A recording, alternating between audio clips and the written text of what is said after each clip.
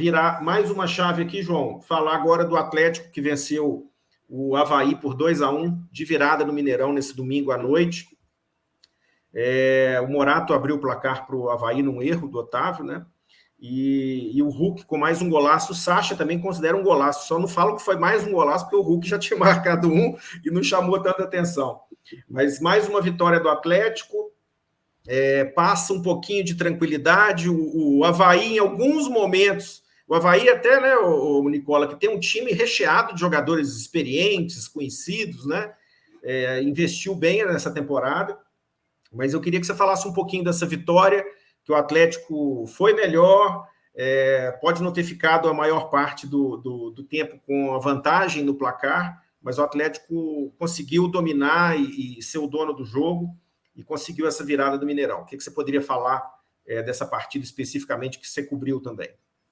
Ô Bruno, acho que o que dá mais tranquilidade para o Turco Mohamed e para a diretoria do Atlético, por elenco, não é exatamente o resultado nesse ponto específico, nessa partida específica, e sim o desempenho. O Atlético jogou bem desde o começo, teve algumas dificuldades no primeiro tempo para conseguir acertar a finalização. Chutou, se eu não me engano, 14 vezes só no primeiro tempo, acertou 2 vezes só o gol do Douglas. E aí no segundo tempo as coisas deram mais certo, né? No final do primeiro tempo tomou o gol do Morato na primeira finalização do Avaí, primeira vez que o Avaí chegou na área do Atlético praticamente. E no segundo tempo o Hulk encontrou uma forma de achar um gol ali depois de uma cobrança de lateral do Mariano.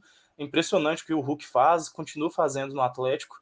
E aquele gol incendiou o Mineirão.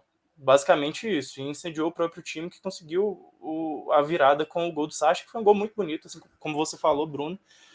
Mas acho que a melhor notícia para o Atlético, mais do que o resultado, que, óbvio, é importante, mais do que a posição na tabela, que também é muito importante, está ali na vice-liderança com a mesma pontuação do líder Palmeiras, é o desempenho. O time não jogava bem há algum tempo, tinha tomado 2 gols, né, do Tolima no último jogo da fase de grupos da Libertadores. Passou em primeiro, mas passou sob protestos, recebeu vaias no Mineirão, não perdia no estádio fazia quase um ano. Inclusive, se não tivesse perdido do Tolima, estaria completando este um ano de invencibilidade no Mineirão hoje, porque a última derrota tinha sido no ano passado, antes, né, do Tolima, contra o Fortaleza, naquela estreia conturbada no Campeonato Brasileiro que o Atlético viria conquistar meses depois. Mas o desempenho do time, mesmo com desfalques, é o ponto alto. E agora é o jogo contra o Palmeiras. E esse é o jogo que o Atlético precisa verdadeiramente se provar, porque vai pegar talvez o time mais forte do futebol brasileiro neste momento e vai pegar esse time desfalcado, então tem que tentar aproveitar isso. O Palmeiras não vai ter um monte de jogadores convocados para a seleção.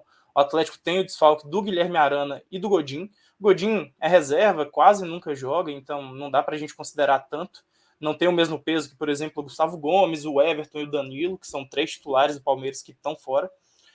É o momento de tentar se provar. É um time que mudou pouco, se a gente compara em relação ao time do Cuca, em forma de jogar, em proposta de jogo. A gente estava até conversando com o Rodrigo Caetano na entrevista que a gente fez com ele na semana passada e tentando entender as diferenças mesmo que ele percebe, né, observando os treinamentos, porque a gente não tem tido acesso ao CT e ele falou pra gente, olha, na prática é aquilo que vocês veem, mudou muito pouco na proposta de jogo. E a diferença é basicamente que o Atlético esse ano está tendo que ficar mais com a bola, porque é um time que já é mais conhecido pelos adversários, é o time a ser batido, e a gente percebe isso nas estatísticas mesmo. O Atlético tem tido mais posse de bola do que no ano passado. O time do Cuca muitas vezes fazia o primeiro gol, recuava e tentava especular numa bola para sair no contra-ataque, enfim, deu muito certo. Mas esse ano tem sido um pouco mais difícil. Enfim, mas acho que é esperar o que vai acontecer nesse domingo, um jogo fora de casa, um jogo contra um time muito forte, e aí sim a gente vai conseguir ter uma exata noção se esse Atlético evoluiu em desempenho mesmo, ou se foi um ponto específico no momento ruim do time. João, passa só a lista, porque a gente tem aí as ausências do Arana e no Godin, no Atlético. Eu queria que você passasse a lista de quem vai estar fora do time do Palmeiras, do time do Abel. Lembrando só que no Atlético tem algumas possibilidades, né, João, de jogadores voltarem a ser relacionados, né? Caso do Keno, Vargas, Zarate, Dodô, mas não como chance de voltar como titulares, né? Não. Vamos então na parte do Atlético primeiro. Fora por seleção, Guilherme Arana e Godin, como eu já havia falado. ninguém suspenso. O Nathan Silva era o único jogador com 2 cartões amarelos, mas ele foi poupado justamente por conta disso, ficou de fora da vitória de ontem contra o Avaí. E podem ser relacionados, como você falou, mas ainda não tem condição nenhuma de serem titulares. Dodô, Zarate, Keno e Vargas. Esses 2 últimos, eu imagino que podem sim entrar ao longo do jogo. O Dodô e o Zarate, eu diria que não. No caso do Palmeiras, vou até pegar essa lista aqui que eu tinha te mandado mais cedo, né? O Everton tá fora, como eu falei, o Danilo tá fora, o Kusevich, o Atuesta e tinha mais alguém, né? O Gustavo Gomes. Todos pela seleção, isso. E aí, Murilo e Luan são dúvidas, o Luan tá voltando, né, de uma lesão séria que o afastou dos jogos desde o Mundial de Clubes. Ainda é uma dúvida, pode ou não ser relacionado, mas acho difícil, porque ficou muito tempo sem jogar e vai voltar logo no jogo contra o Atlético, não sei. Murilo saiu durante o jogo de ontem, né, durante o jogo contra o Santos, é uma dúvida.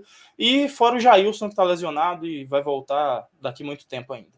Perou o joelho. A gente pode pôr Giovani também com um problema, um torce no tornozelo, uma dividida com o Daverson. O Daverson estava afastado do time, mas continuava treinando. E o Daverson foi dar uma entrada no moleque que estava indo para o Ajax. O Ajax fez uma proposta de 17 milhões de euros e corre-se o risco de o Giovani precisar passar por uma cirurgia. O pessoal do Palmeiras ficou meio bravo com o Daverson.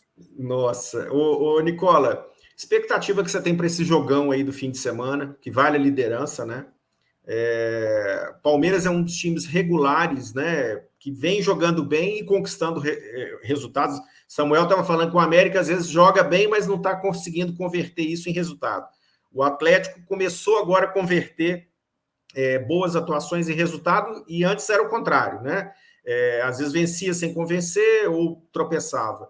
O que você está esperando desse jogo, que é o grande teste para o Atlético agora nesse primeiro semestre, aí, desse brasileiro, principalmente? Eu acho que a definição é essa, é um grande teste para o Atlético, porque o Palmeiras é hoje, você falou um dos mais regulares, é o mais regular do país. Em nenhum momento, desde o início da era Abel, o Palmeiras conseguiu ser tão constante, tão equilibrado. E o Abel, que era justamente chamado de retranqueiro nos primeiros meses de trabalho no Palmeiras, ele transformou o Palmeiras. Ele conseguiu estabilizar, deu consciência e padrão para o time. Hoje o Palmeiras tem várias jogadas e repertórios ofensivos, é um time que consegue se comportar fora e dentro de campo, fora e dentro de casa da mesma maneira. Você falou sobre irregularidade, por exemplo, contra o Santos o Palmeiras não fez um bom jogo, mas venceu. E ainda desperdiçou um pênalti, a gente nunca havia visto o Rafael Veiga perder um pênalti com a camisa do Palmeiras, isso aconteceu logo depois o Gomes meteu um gol de cabeça.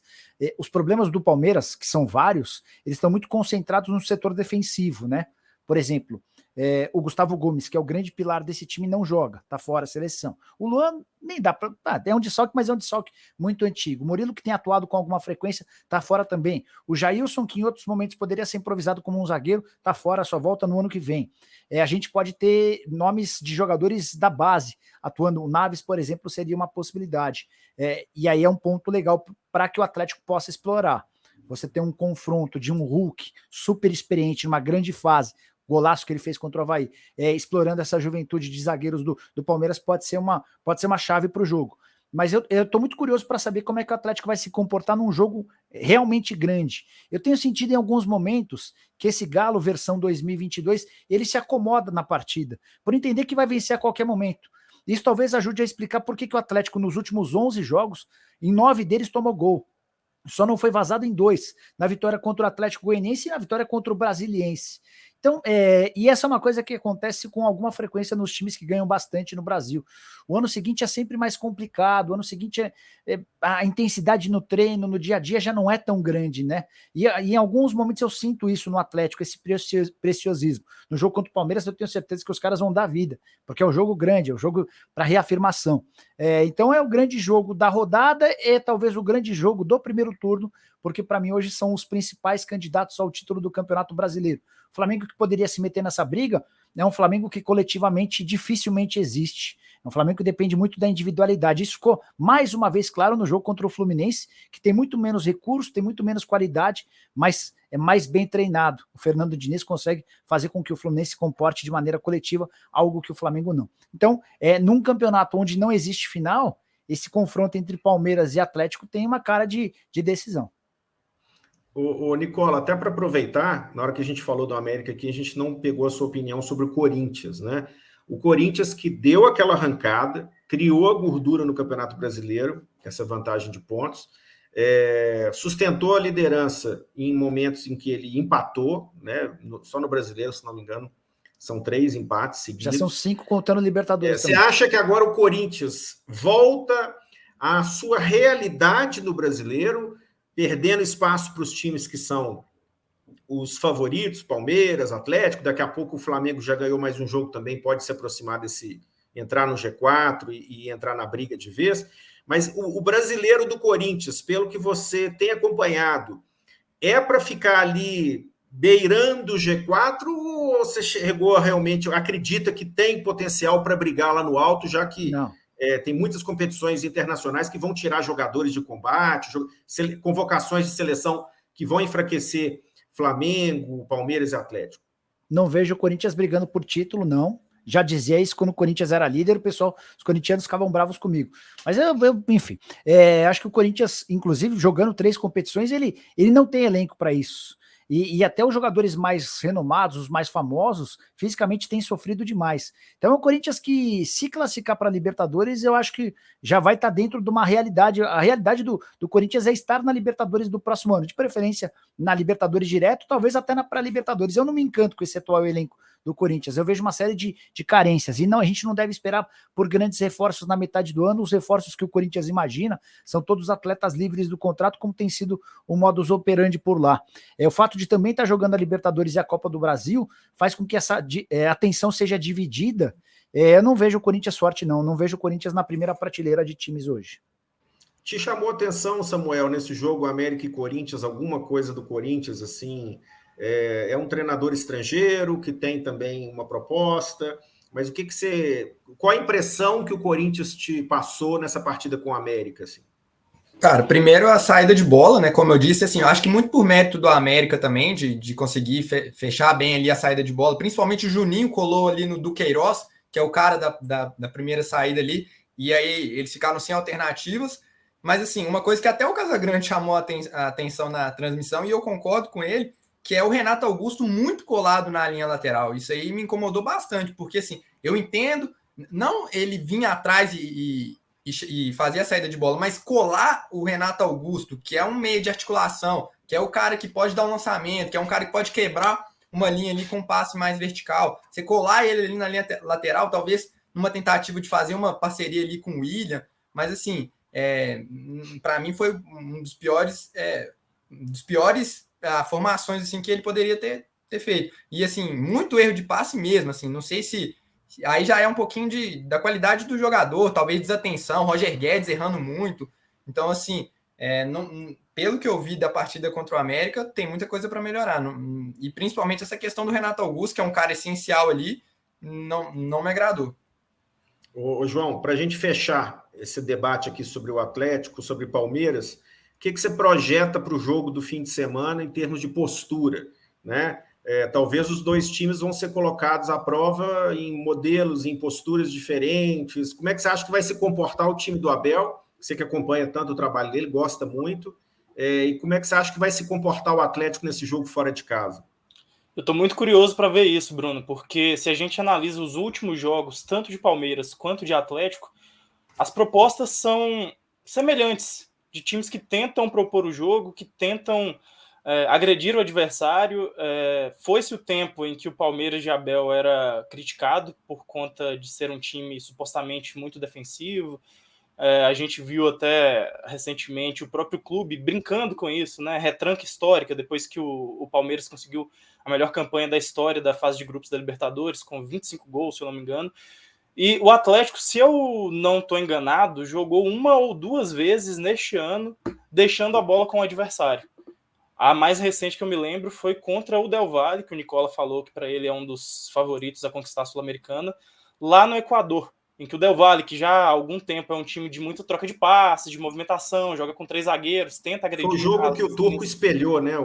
Isso, o Turco espelhou. O Turco escalou o Atlético também com 3 zagueiros. No primeiro tempo deu um pouco certo, no segundo tempo o Del Valle foi muito melhor. O Atlético deu a bola, entre aspas, porque o Del Valle tomou conta do jogo. Então eu tô curioso para saber. Acho que o Palmeiras, teoricamente, por jogar em casa, por estar com a torcida ao lado, tem uma tendência maior de ser mais agressivo num primeiro momento. mas acho que o caminho que o jogo vai seguir depende muito de quem fizer o primeiro gol. Por mais que o Palmeiras esteja muito mais ofensivo do que antes, se ele faz o primeiro gol, ele vai entregar a bola para o Atlético e vai tentar apostar na velocidade do Dudu, na velocidade do Rony, enfim. Por outro lado, se o Atlético faz o primeiro gol, o inverso se aplica, o Palmeiras vai ter que ir para frente. Estou muito curioso, não sei, se fosse para tentar prever, eu apostaria que o Palmeiras tentaria ter mais as rédeas do jogo num primeiro momento.